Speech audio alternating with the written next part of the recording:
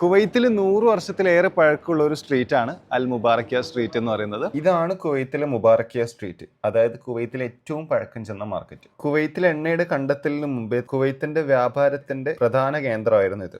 അതുപോലെ 800-ലധികം കടകൾ ഈ മുബാറക്കിയ സ്ട്രീറ്റിലുണ്ട്. കൂടുതലും ജ്വല്ലറീസും അതുപോലെ തന്നെ പെർഫ്യൂംസിന്റെ ഷോപ്പുകളും അറബികൾ ഉപയോഗിക്കുന്ന ഡ്രസ്സുകളും അറബിക് മസാലകളും ഫിഷ്, വെജിറ്റബിൾ അടങ്ങിയിട്ടുള്ള ഒരുപാട് സ്റ്റോറുകളാണ് കുവൈത്ത് അൽ മുബാറക്കിയ സ്ട്രീറ്റിലുള്ളത്. കൂടുതലും നമുക്ക് ആ സ്ട്രീറ്റിൽ കാണാൻ പറ്റുന്നത് അറബികളാണ്. ചൂടായതുകൊണ്ട് തന്നെ ആൾക്കാർ വളരെ കുറവാണ്. പക്ഷെ തണുപ്പായി കഴിഞ്ഞാൽ അവിടെ ഒരുപാട് ആൾക്കാരെ കാണാൻ പറ്റുമെന്നാണ് പറഞ്ഞു കേട്ടിട്ടുള്ളത്. മുബാറക്കിയ സ്ട്രീറ്റിന്റെ ഉള്ളിൽ പല ഡിഫറെന്റ് സൂക്കുകളായിട്ട് കംപ്ലീറ്റ്ലി സെപ്പറേറ്റ് ചെയ്തിട്ടുണ്ട്. അതിൽ ഓരോന്നും പല പല പേരുകളിലായിട്ടാണ് അറിയപ്പെടുന്നത്. സൂക്കൽ മുബാറക്കിയിൽ തന്നെ വേറൊരു പുതിയൊരു സ്ഥലമാണ് സഫാത്തിൽ മുബാറക്കിയ പറയുന്നത്. ഇത് കംപ്ലീറ്റ്ലി പെർഫ്യൂംസും അതുപോലെ തന്നെ ഡ്രസ്സൊക്കെ അവൈലബിൾ ആയിട്ട് ഒരു സ്പോട്ടാണ്. കംപ്ലീറ്റ്ലി ഒരു അറബിക് പാറ്റേൺ ആണ് ഈ ബിൽഡിങ്ങിൽ കൊടുത്തിട്ടുള്ളത്. ഒരു പഴമ ആ ബിൽഡിങ്ങിൽ നിലനിർത്തിയിട്ട് തന്നെ പുതിയൊരു ബിൽഡിംഗ് ഫിനിഷ് ചെയ്തിട്ടുണ്ട്. കുവൈത്തിന്റെ മെയിൻ ഒരു ലൊക്കേഷനാണ് കുവൈത്ത് ടവർ. അതും നമുക്ക് ഇതിൽ നിന്ന് കാണാൻ പറ്റും.